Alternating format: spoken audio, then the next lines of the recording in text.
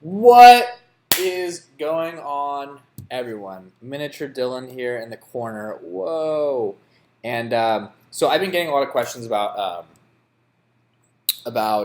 metabolism and what foods people should be eating for fat loss. And I really think that we're focusing on the wrong thing here. At the end of the day, there's just a very simple equation with all variables held constant. Calories in has to be has to be less than calories out to burn body fat. Now, let's make it a little more complicated, okay? So what affects your metabolism? Three things that we can't control: gender, genetics, age, right? We can't control those things. What we can control is the amount of lean muscle mass, okay? We can control, strength and HIIT for increasing your metabolism, okay? And then we can focus also on duration of exercise and intensity of exercise. So this is how hard you think you're pushing yourself, which is rate of perceived exertion on a scale of 10, like 10 being I have a monster chasing me, and if I don't go fast enough, he's going to kill me, and 1 being like I'm chilling on the couch. So where are you 1 to 10? Typically 8 to 9 is where you want to be. To crank your metabolism, get that intensity up. Calories in. So food. What are we talking about here? We're not just talking about calories, but we are going to put that there anyways. But we're talking about macronutrients. So protein, carb, fat.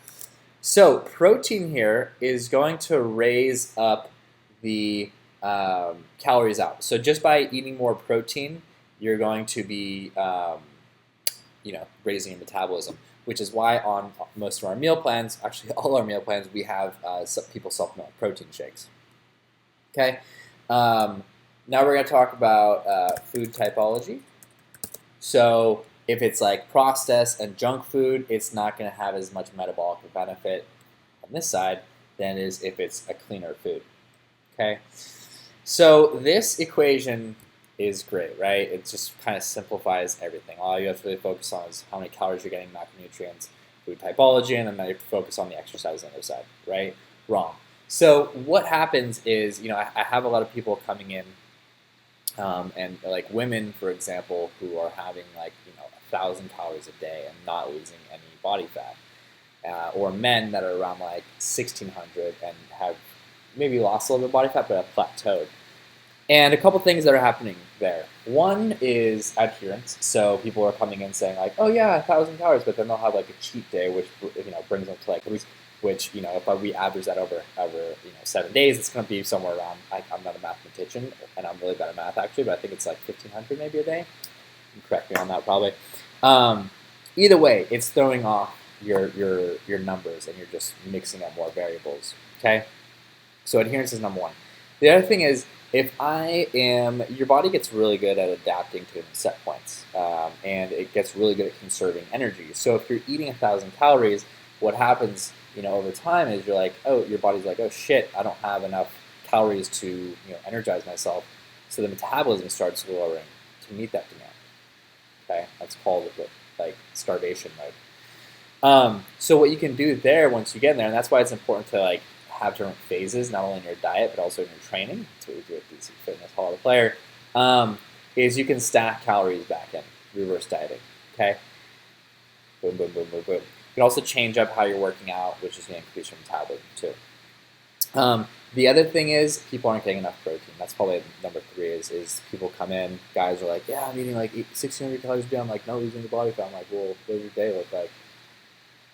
And there's they're getting 50 grams of protein. Aim for a gram per pound, and then see how that affects your body, and then we can kind of move on to the next thing. But a lot of times it's just not enough protein, which is gonna, there's a high thermic effect of feeding in protein, so you're gonna be burning more. You're gonna have a higher metabolism just by eating it, but also it's gonna build lean muscle mass, which which is very important in boosting metabolism up. Okay? Just a little side note here real quick, because I know I'm a lot of women I don't want to bulk up. I get it. I don't, and for me, it's I want a woman who doesn't have that much body fat and has nice tone. I think that's attractive.